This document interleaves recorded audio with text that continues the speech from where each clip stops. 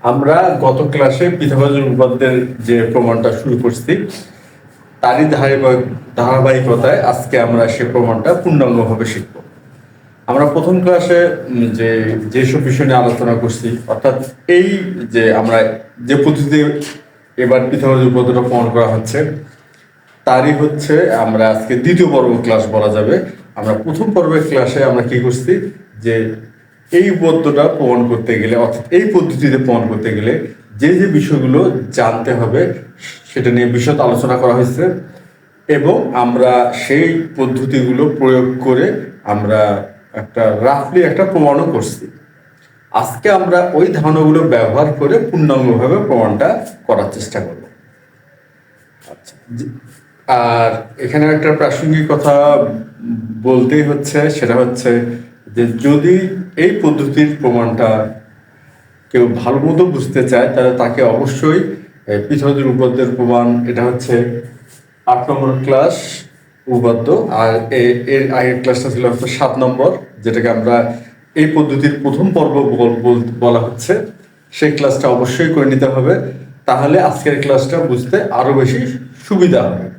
যদিও ওই বিষয়গুলো কিছুটা হলেও আলোচনা করা হবে, তবে ওই ক্লাসে যেহেতু এটা বিশদভাবে আলোচনা করা হয়েছে তাহলে আজকে এই ক্লাসটা বুঝতে সুবিধা হবে যদি উপপাদ্যের প্রমাণ 7 নম্বর যে ক্লাসটা করা হয়েছে, যেটা হলো এই পদ্ধতির প্রমাণের প্রথম পর্ব, সেটা করে নিলে আরো ভালো হবে। আচ্ছা, তাহলে এখন আমরা মূল আলোচনায় চলে আসি। সেটা হচ্ছে যে আমরা পিথাগোরাসের উপপাদ্য যে প্রমাণ করব, এখন এখানে কি কি ধারণা ব্যবহার করব। এই পদ্ধতিতে প্রমাণ করতে গেলে আমরা যে ধারণাটা ব্যবহার করবো তার মধ্যে হচ্ছে অন্যতম যে ধারণা, সেটা হচ্ছে যদি একই সমান্তর রেখার মধ্যে, এখন কথা হচ্ছে সমান্তরাল রেখা। এখন আমরা জানি সমান্তর রেখা কি, যে সমান্তর রেখা হচ্ছে এমন দুটি রেখা যাদের মধ্যবর্তী লম্ব দূরত্ব সমান হয় এবং কখনোই এরা একে অপরকে ছেদ করবে না। আমরা যদি এটাকে অসীম পর্যন্ত বর্ধিত করি না কেন, কখনোই একে অপরকে ছেদ করবে না। কেন করবে না? যেহেতু মধ্যবর্তী লম্ব দূরত্ব সমান। এগুলো সমান্তর রেখার বৈশিষ্ট্য। আচ্ছা, যদি এমন হয় দুটি সমান্তর রেখার মধ্যে অবস্থিত একটি ত্রিভুজ এবং এই ভূমি, অর্থাৎ আমরা এখানে উল্লেখ করি এবিসি একটি ত্রিভুজ, এই সমান্তর রেখার অভ্যন্তরে অবস্থিত, আর অপর একটি চতুর্ভুজ, ভূমি হতে হবে একই,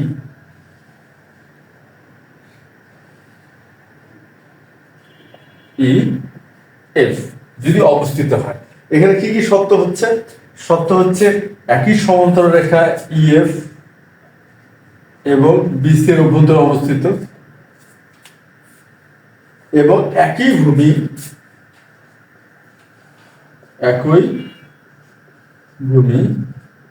বিসি এবং একই ভূমি পিসি। এই দুটি শর্ত অবশ্যই থাকতে হবে বা খেয়াল করতে হবে। ভূমি হতে হবে একই এবং একই সমান্তর রেখার মধ্যে অবস্থিত হতে হবে।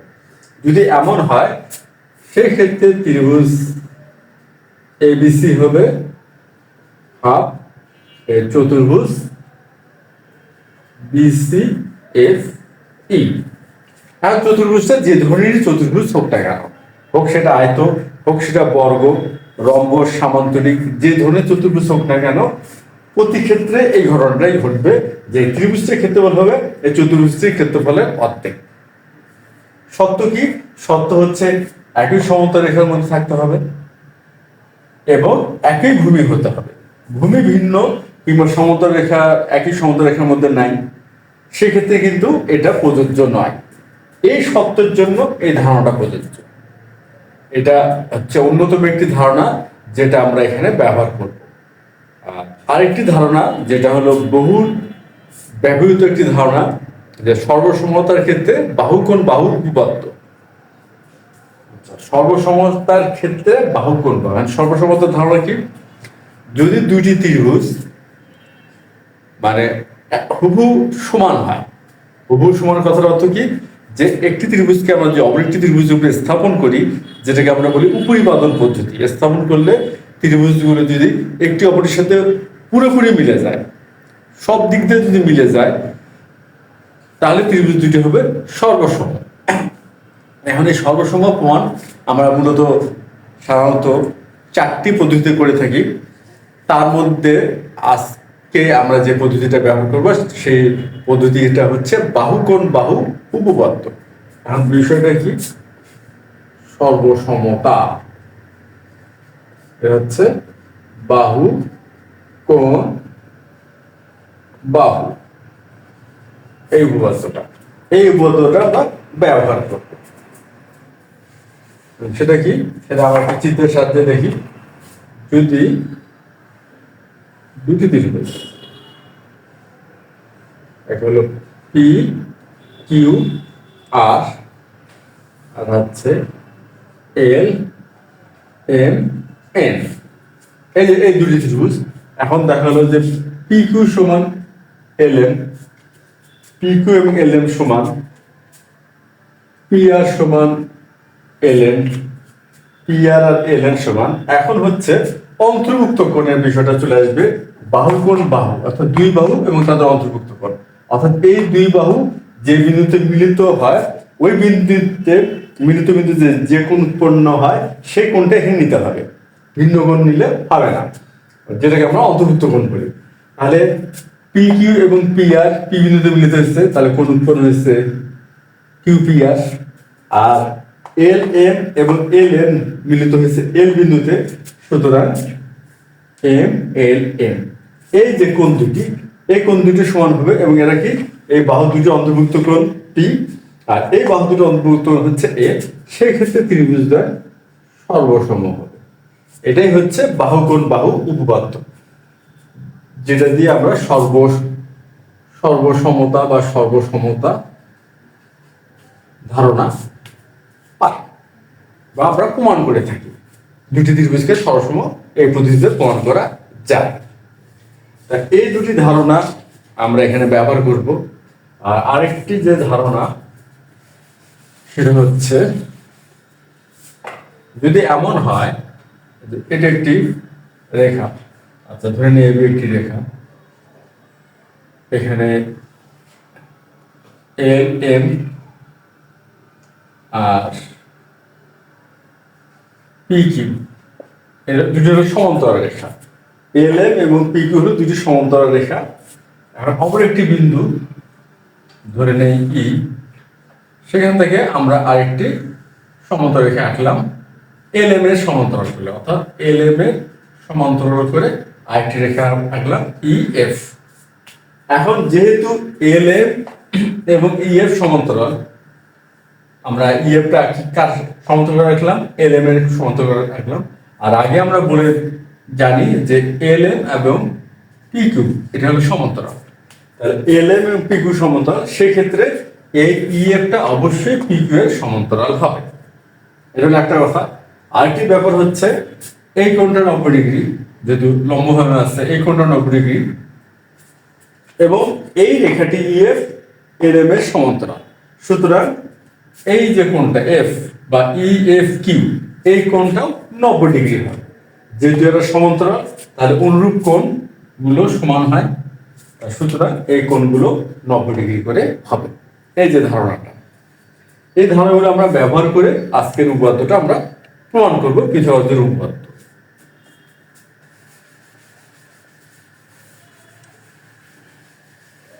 পিথাগোরাসের উপপাদ্যটা কি? পিথাগোরাসের উপপাদ্য হচ্ছে অতিভুজের উপরে অঙ্কিত বর্গের ক্ষেত্রফল অপর দুই বাহুর উপরে অঙ্কিত বর্গের ক্ষেত্রফলের সমষ্টির সমান। এটা হলো পিথাগোরাসের উপপাদ্য। তাহলে বিষয়টা কি? এখন এটা আমরা চিত্রের সাহায্যে বিষয়টা উপস্থাপন করার চেষ্টা করি। প্রথমে আমরা একটা সমকোণী ত্রিভুজ অঙ্কন করি।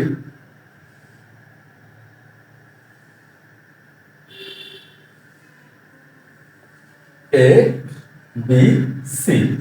আমরা প্রমাণ করার সুবিধার্থে এবং বুঝতে পারার সুবিধার্থে চিত্রটা একটু অন্যভাবে আঁকলাম, অর্থাৎ এই যে কোণটা, এই কোণটাকে আমরা বললাম 90 ডিগ্রি। আমরা 90 ডিগ্রি কোণটা উপরে আঁকলাম, অর্থাৎ শিরোকোণটা 90 ডিগ্রি ধরে নিলাম। আর পিথাগোরাসের উপপাদ্যের যে বিষয়টা সেটা কি, যে অতিভুজের উপর অঙ্কিত বর্গ। এখন কথা হচ্ছে অতিভুজ কোনটা।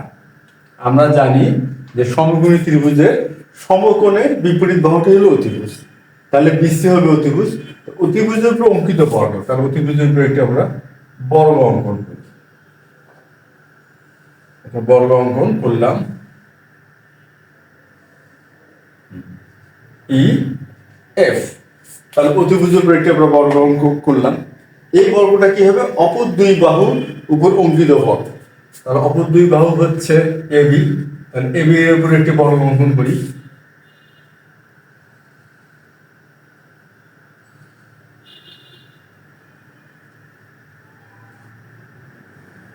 এটার উপর বর্গ অঙ্কন করলাম, পি এম, অর্থাৎ এ বি এম পি একটি বর্গ অঙ্কন করলাম।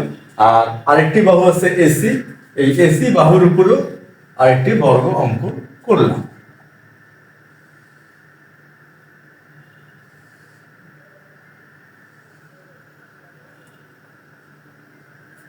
এটার উপরে আমরা একটি বর্গ অঙ্কন করলাম। এটা হচ্ছে ধরে নেই আর, আর এটা ধরে নিচ্ছি এন।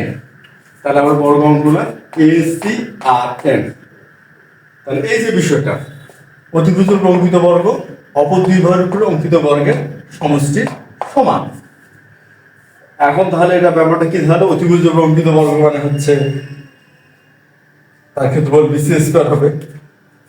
কারণ নাকি আমরা জানি বর্গের ক্ষেত্রফল কি, বাহু স্কয়ার। সুতরাং একটি বাহু হলো বিসি, তাহলে বিসি স্কয়ার, অপর বাহু এবি আর এসি, তাহলে এদের অঙ্কিত বর্গের সমষ্টির সমান, অর্থাৎ A B square plus A C square. আমাদের প্রমাণ করতে হবে এই সমীকরণ, যেটা আমরা পিথাগোরাসের উপপাদ্যের ধারণা দিয়ে দাঁড় করানো। এটা আমরা আজকে প্রমাণ করব।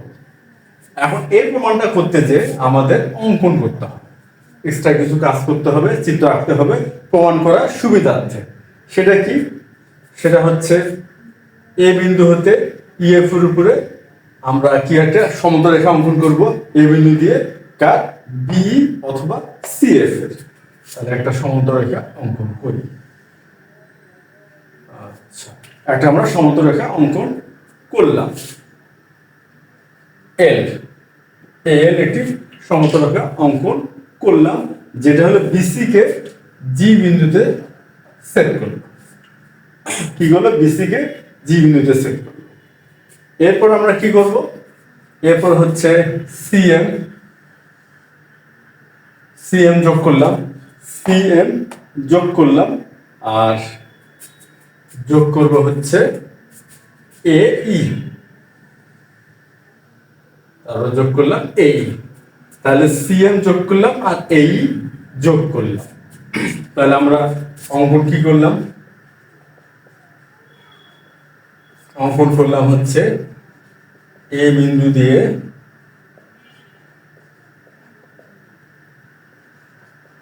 বি বা সিএফ এর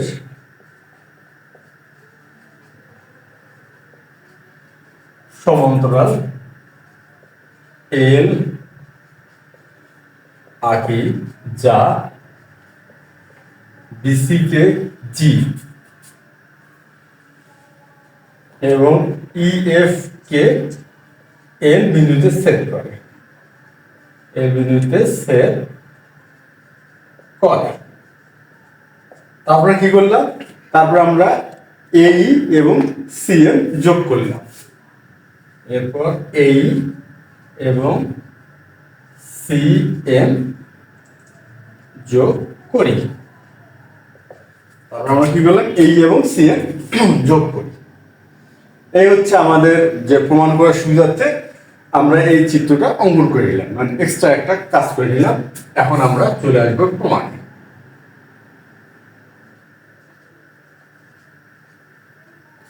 আচ্ছা, এখন প্রমাণটা কি হবে, প্রমাণটা আমরা দেখি ইবিসি, এই যে কোণটা ইবিসি, আর অপর একটি কোণ হচ্ছে এ বি এম, এই যে কোণটা, এই কোণ দুটি কিন্তু সমান। কেন সমান, এই কোণ দুটি হচ্ছে 90 ডিগ্রি। আচ্ছা, কেন 90 ডিগ্রি, এই জন্য 90 ডিগ্রি যে বিইএফসি এটা একটা বর্গ, এবং এ বি এম পি এটাও কিন্তু একটা বর্গ। সুতরাং আমরা জানি বর্গক্ষেত্রের প্রতিটি কোণ 90 ডিগ্রি হয়, সুতরাং এই কোণটিও 90 ডিগ্রি, এটাও 90 ডিগ্রি। আমরা তাহলে লিখতে পারি কোণ হচ্ছে কি কোণ, সিবিই, সিবিই সমান কোণ হচ্ছে A B M, A B M সমান সমান হচ্ছে 90 ডিগ্রি। উভয় কোণই 90 ডিগ্রি, এই জন্য কোণ দুটি সমান। বা এখন আমরা দেখি এই যে কোণটা, এটা কি কোণ, এটা হচ্ছে এ বি সি। এবিসি কোণ আমরা উভয় পক্ষে যোগ করব, যেহেতু একই কোণ এবিসি, উভয় পক্ষে আমরা যোগ যদি করি তাহলে মানে কোনো পরিবর্তন হবে না। তাহলে আমরা উভয় পক্ষে কোণ যোগ করব এ বি সি। তাহলে এ বি সি সমান এ বি এম যোগ এ বি সি যোগ করলাম। এরপর এখন এবিসি যোগ করাতে কি ঘটনাটা ঘটলো, এই যে কোণটা পাওয়া গেল এ বি ই, চিত্রটা খেয়াল করি, এ বি ই কোণটা পাওয়া গেল।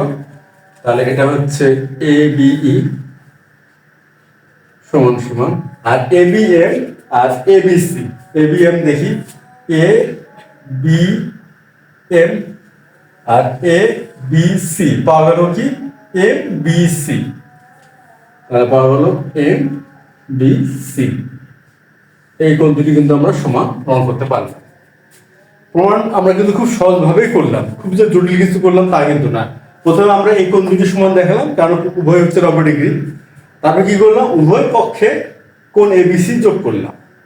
তো উভয় পক্ষে কোণ এবিসি যোগ করার পর আমি যদি একটু চিত্রটা একটু ভালো মতো খেয়াল করি, তাহলে কিন্তু দেখা যাচ্ছে যে এই সিবি আর এবিসি যোগ করলে পাওয়া যায় এবি, আর এবিএম আর এবিসি যোগ করলে পাওয়া যায় এমবিসি। অবশ্যই চিত্রটা ভালো করে খেয়াল করতে হবে। চিত্রটা ভালো করে খেয়াল করলে এটা খুব একটা জটিল কিছু মনে হবে না। তা আমরা এদিকে কোণ সমান পেলাম। এখন ত্রিভুজ এবিই ও ত্রিভুজ এবিসি এ, এখন এই ত্রিভুজ দুটিকে আমরা সরসপন করার চেষ্টা করি। আচ্ছা, এখন এবিই, এখন আমরা একটা বিষয় খেয়াল করি, এটা যেহেতু একটা বর্গ তাহলে প্রতিটি বাহুই কিন্তু সমান হবে, তাহলে প্রতিটি বাহু সমান। তারপরে হচ্ছে এ বি এম পি, এটা কিন্তু একটা বর্গ, তাহলে এরও প্রতিটি বাহু সমান। আর এসি আর এন, এটাও কিন্তু একটা বর্গ, তাহলে এটারও প্রতিটি বাহু সমান।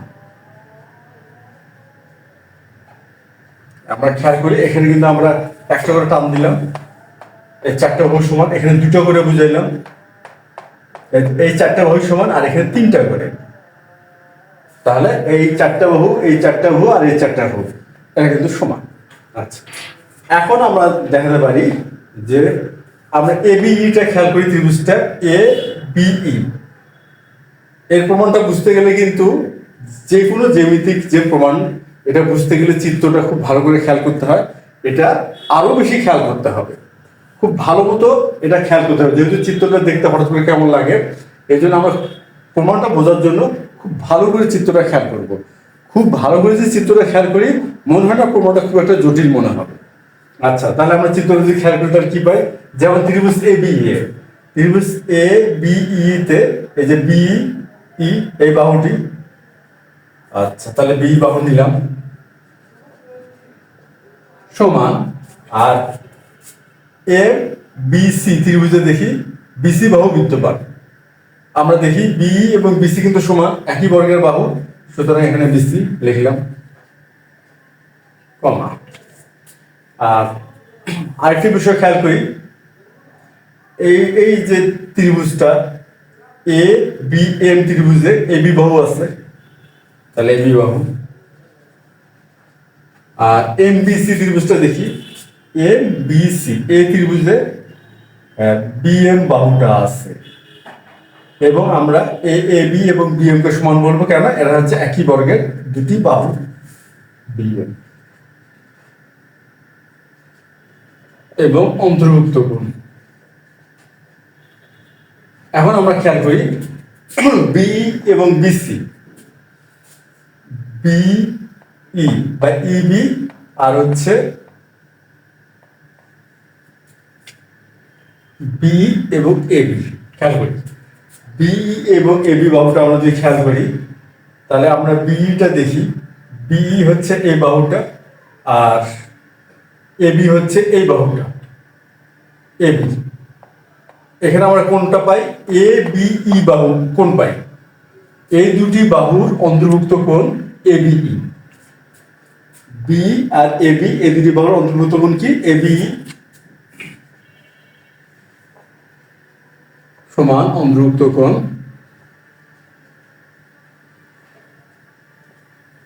এখন আমরা দেখি বিসি আর বিএম। আমরা বিসি বাহুটা দেখি, এটা হলো বিসি বাহু আর এটা হলো বিএম বাহু, এটা হলো এম বিসি। আচ্ছা, এখন আমরা দেখি আমরা কিন্তু পূর্বে প্রমাণ করতে পারছি এ বি ই আর এম বিসি সমান, সুতরাং অন্তর্ভুক্ত কোণদ্বয় সমান। অর্থাৎ এই যে বিই এবং বিসি বিই এবং এবি এই বাহু দুটি যে বিন্দুতে মিলিত হচ্ছে সেই বিন্দুতে উৎপন্ন কোণ হলো এবিই, আর বিসি এবং বিএম এই বাহু দুটি যে বিন্দুতে মিলিত হচ্ছে অর্থাৎ বি বিন্দুতে সেখানে উৎপন্ন কোণ হচ্ছে এমবিসি। অর্থাৎ এই কোণ দুটি হচ্ছে এই বাহুগুলো অন্তর্ভুক্ত কোণ এবং আমরা পূর্বে প্রমাণ করতে পারছি যে এবিই আর এমবিসি সমান, তাহলে এই কোণ দুটি সমান। এখন বাহুকোণ বাহু উপপাদ্য অনুসারে কিন্তু ত্রিভুজদ্বয় সর্বসম। অতএব ত্রিভুজ এবিই সর্বসম ত্রিভুজ এবিসি, এই ত্রিভুজদ্বয় সর্বসম আমরা কিন্তু এটা বলতে পারব। আচ্ছা,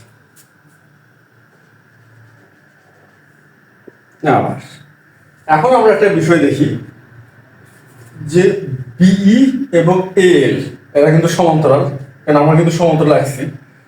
দেখি বি বা সিএফ এর সমান্তরাল এল আঁকা আছে, তাহলে এল হচ্ছে বি সমান্তরাল, আবার বি সমান্তরাল এল। এবং আরেকটা বিষয় খেয়াল করি আমরা, এই যে বি বাহুটা, এই বি বাহুটার উপরে এটাকে যদি আমরা ভূমি হিসেবে খেয়াল করি তাহলে এ বিই ত্রিভুজটা পাওয়া যাচ্ছে, আর এখানে পাওয়া যাচ্ছে হচ্ছে বিই এল জি আয়তটাকে, বিই এল জি। এবং একই ভূমি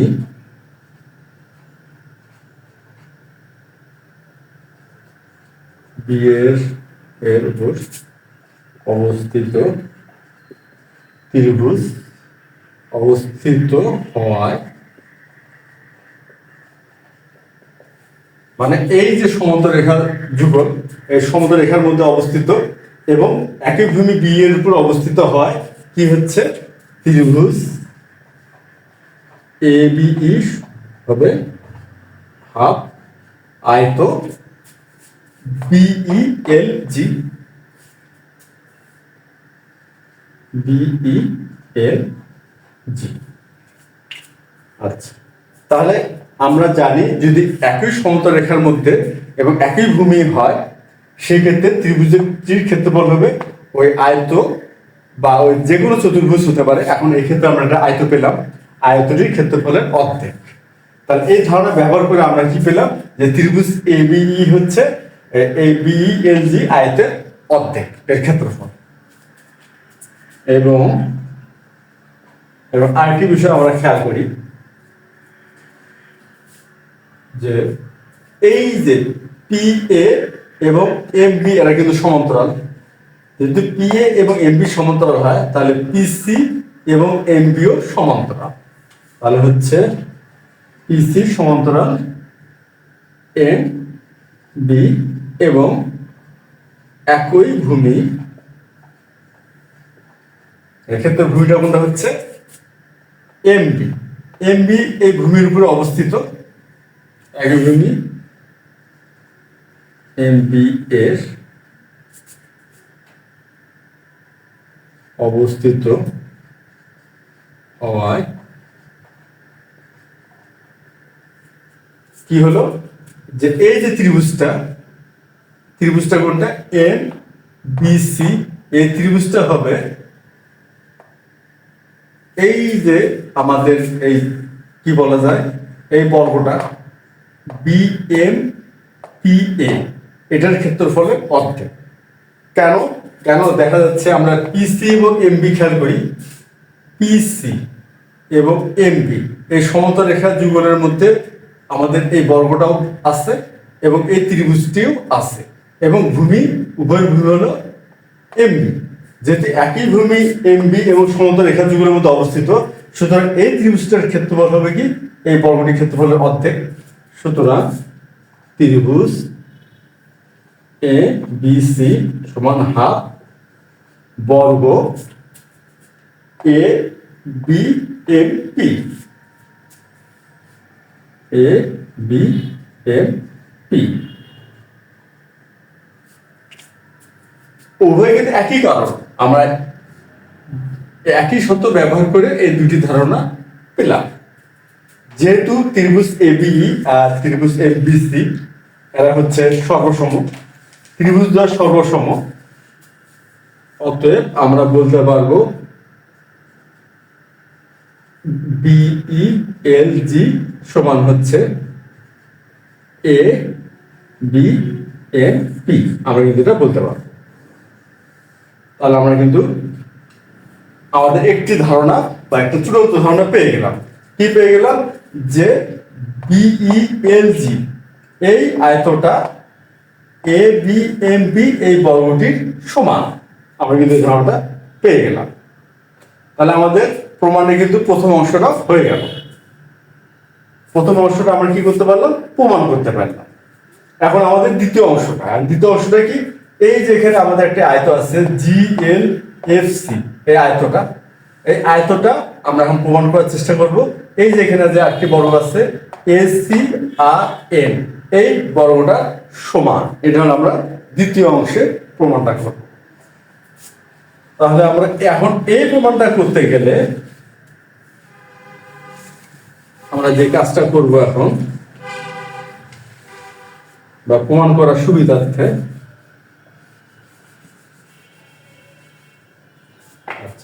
এখন আমাদের যেহেতু এই যে কাজটা হয়ে গেছে, আমরা এই আয়ত এবং এই বর্গটি সমান দেখাতে পারছি, এখন আমরা একটু মানে পরবর্তী ধাপের প্রমাণটা করতে যে আমরা নতুন আরেকটা অঙ্কন করে নিব। আর যেহেতু নতুন আরেকটা অঙ্কন করে নিব, আমরা ওই অঙ্কনটা ভালো মতো বোঝার জন্য এবং প্রমাণটা আরো স্পষ্টভাবে বোঝার জন্য এই বাহুগুলো, এই যে আমরা অঙ্কনটা করছিলাম, এটা আপাতত আমরা মিশাই দিচ্ছি। এটা আমরা কি করবো, মিশাই দেব, যাতে আমরা ওই দ্বিতীয় অংশের প্রমাণটা ভালো মতো বুঝতে পারি। মিশাইলাম,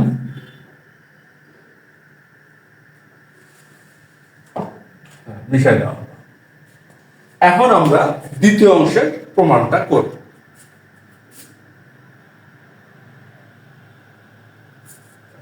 আর দ্বিতীয় অংশের প্রমাণটা করতে গেলে আমাদের যেটা করতে হবে, বি আর আমরা যোগ করব।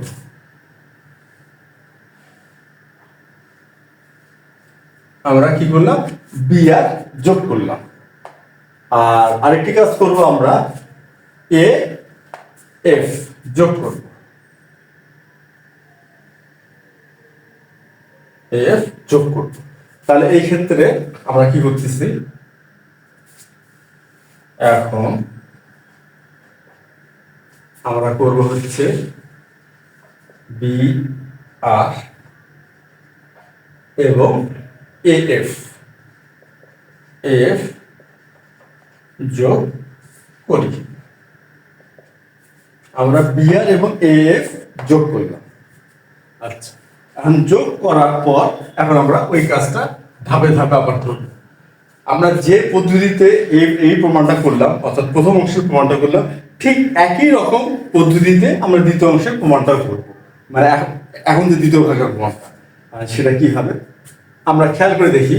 এই যে কোণটা, এই কোণটা হচ্ছে 90 ডিগ্রি, এই কোণটা কি 90 ডিগ্রি, আর এই কোণটিও 90 ডিগ্রি।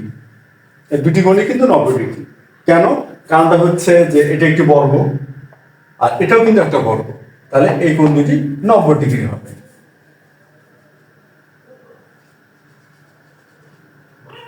আবার কোণ, এটা হচ্ছে কি কোণ বলবো, বিসিএফ। বিসিএফ সমান কোণ হচ্ছে A C R. A C আর সমান সমান হচ্ছে 90 ডিগ্রি। বা এখন এই যে কোণটা, এই কোণটা কি, কোণটা হচ্ছে A C B. A C B কোণটা আমরা উভয় পক্ষে যোগ করব। কোণ বিসিএফ যোগ কোণ এসিবি সমান হচ্ছে কোণ এসিআর যোগ কোণ এসিবি। এখন এই কোণ দুটি উভয় পক্ষে যোগ করাতে কি হলো, আমরা খেয়াল করি যে এসিএফ, এসিএফ তাহলে এটা হচ্ছে এসিএফ সমান, আর এখানে এসিআর আর এসিবি, তাহলে এ সি আর আর এ সি বি, সুতরাং হচ্ছে কি বিসিআর। বিসিআর এই কোণ দুটি কিন্তু সমান হয়ে গেল। আমরা যদি একটু খেয়াল করি, আমরা এই যে কোণ দুটি সমান দেখালাম, আর আমরা প্রথম অস্বীকার প্রমাণে যেভাবে আমরা কোণ সমান দেখেছি, এর মধ্যে কোনো পার্থক্যই নেই, হুবহু কিন্তু একই ধরনের ব্যবহার করে কিন্তু আমরা এই কোণ দুটি সমান দেখালাম। এখন আমরা কি করব, এখন ত্রিভুজ এসিএফ ও ত্রিভুজ বিসিআর এই ত্রিভুজ দুটিকে সর্বসম দেখানোর চেষ্টা করব। এখন আমরা খেয়াল করে দেখি যে এসিএফ ত্রিভুজটা দেখি, এসিএফ এই যে ত্রিভুজটা, এই ত্রিভুজে আমাদের একটি বাহু আছে সিএফ, তাহলে সিএফ লিখলাম সমান, আর বিসিআর, বিসিআর এখানে এই ত্রিভুজটির একটি বাহু আছে বিসি, এই বাহু দুটি কিন্তু সমান। কারণটা কি, এই বাহু দুটি হচ্ছে একই বর্গের দুটি বাহু।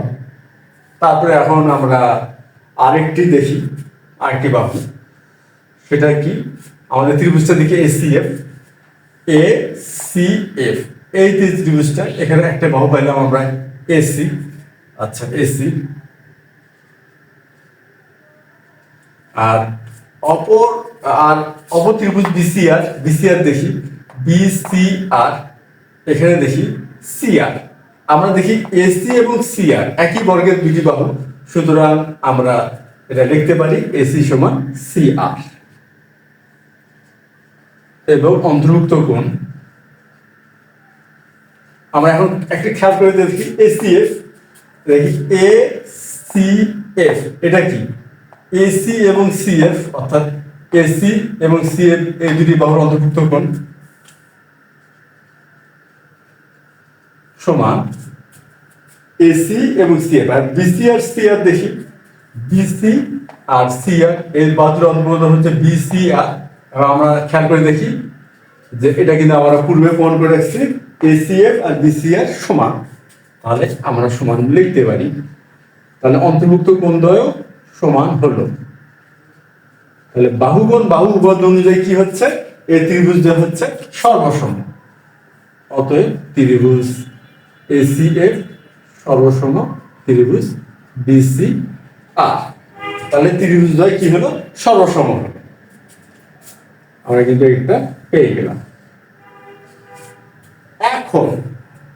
এখন আমরা দেখি যে একই সমতল রেখা যুগের মধ্যে অবস্থিত এবং একই ভূমি বিশিষ্ট কোন চতুর্ভুজ এবং ত্রিভুজের ক্ষেত্রফলের যে সম্পর্কটা কি, ত্রিভুজটির ক্ষেত্রফল হয় ওই চতুর্ভুজটির ক্ষেত্রফলের অর্ধেক। এই ধারণাটা যদি এখন আমরা ব্যবহার করি তাহলে কি পাচ্ছি, আমরা এখন দেখি।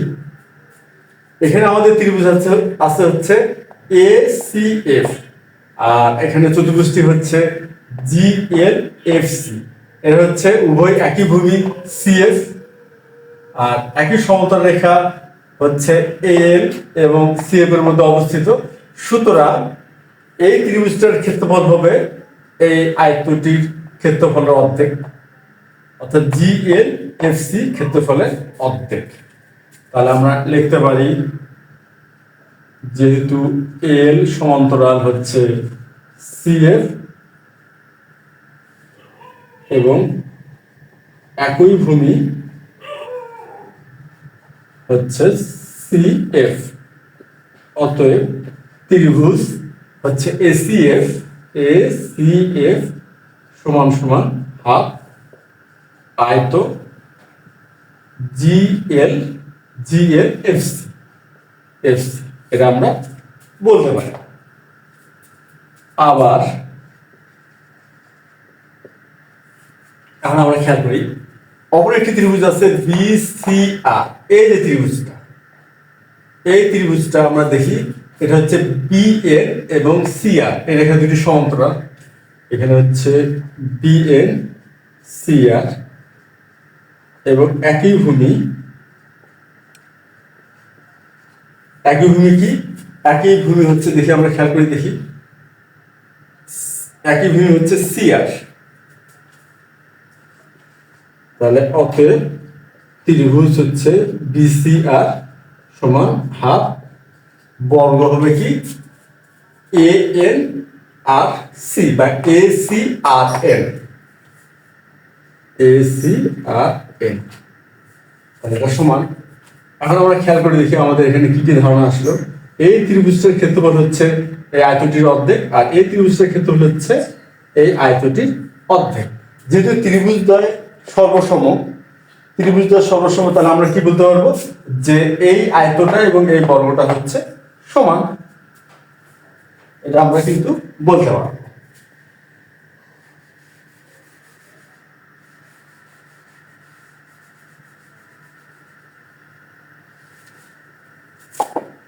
তাহলে অতএব আয়ত GLFC সমান হচ্ছে বর্গ ACRN। এটা আমরা বলতে পারবো। আর আমরা তো পূর্বে প্রমাণ করে রাখছি, এবং হচ্ছে আয়ত BELG সমান বর্গ ABMP।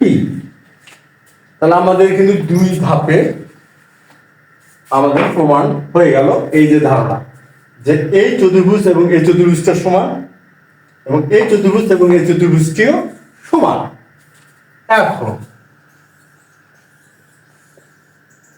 এখন চতুর্ভুজ BELG যোগ চতুর্ভুজ GLFC সমান বর্গ বা চতুর্ভুজ যাই বলে দেখানো ACRN যোগ চতুর্ভুজ হচ্ছে ABMP। আমরা যদি এখন যোগ করি আর কি, ধরেন এটা 1, এটা 2, 1 এবং 2 করে আমরা 1 আর 2 যোগ করি, তাহলে কিন্তু এই চতুর্ভুজের সাথে এই চতুর্ভুজটা আর এই চতুর্ভুজের সাথে এই চতুর্ভুজটা, অর্থাৎ বাম পক্ষের সাথে বাম পক্ষ, ডান পক্ষের সাথে ডান পক্ষ আমরা যোগ করলাম। তাহলে বা এখন আমরা চিত্রটা খেয়াল করি, BELG এই চতুর্ভুজটা আর GLFC যোগ করলে কি পাওয়া যাবে? BEFC। তাহলে পাওয়া যাচ্ছে BEFC সমান। আর এখানে তো আমরা পূর্ণাঙ্গ ভাবে পেয়ে গেছি, দেখি ACRN এটা পেয়ে গেছি, আর ACRN, তাহলে ACRN লিখলাম যোগ, আর ABMP এই যে ABMP, তাহলে এটাও আমরা লিখলাম। এখন কথা হচ্ছে এই যে আমরা তিনটি চতুর্ভুজ পেলাম, বাম পক্ষে পেলাম একটি, ডান পক্ষে পেলাম দুটি, অর্থাৎ এই চতুর্ভুজের ক্ষেত্রফল হচ্ছে এই চতুর্ভুজ দুটির ক্ষেত্রফলের সমষ্টির সমান। এখন এই চতুর্ভুজগুলো কি আসলে? এই চতুর্ভুজগুলো কিন্তু প্রতিটি এক একটি বর্গ, প্রতিটি কি এক একটি বর্গ, তিনটি কিন্তু বর্গ অঙ্কন করছে, তিনটি বর্গ কিন্তু এটা। এখন এই বর্গের ক্ষেত্রফল কি? বাহু স্কয়ার। যে কোনো বর্গের ক্ষেত্রফল বাহু স্কয়ার বা দৈর্ঘ্য স্কয়ার। তাহলে এটা দৈর্ঘ্য BC, তাহলে সুতরাং হচ্ছে বা BC স্কয়ার। আর ACRN খেয়াল করি, এসি আর এ এটারও কি এটাও একটা বর্গ, তাহলে এটা হবে এসি স্কোয়ার বাহু square. R A B M P, A B M P এটাও একটা বর্গ, তাহলে বাহু স্কোয়ার, অর্থাৎ এটা হচ্ছে এ বি স্কোয়ার। সুতরাং কি দাঁড়ালো, অতএব বিসি স্কোয়ার সমান সমান এসি স্কোয়ার যোগ এ বি স্কোয়ার। আমরা কিন্তু অবশেষে পিথাগোরাসের উপপাদ্যটা প্রমাণ করে ফেললাম।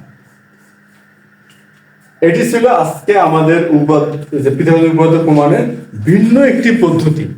এই পদ্ধতিটা যদিও নবম দশম শ্রেণীর গণিত বইতে আছে, কিন্তু এর প্রমাণটা খুব একটা মানে করা হয় না, বা এটা খুব একটা প্রচলিতও নয়।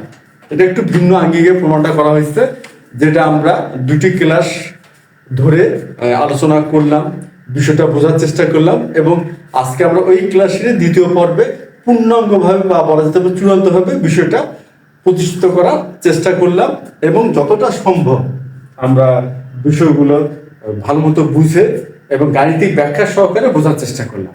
তাহলে আজকে এই পর্যন্তই। ধন্যবাদ তোমাদের সবাইকে।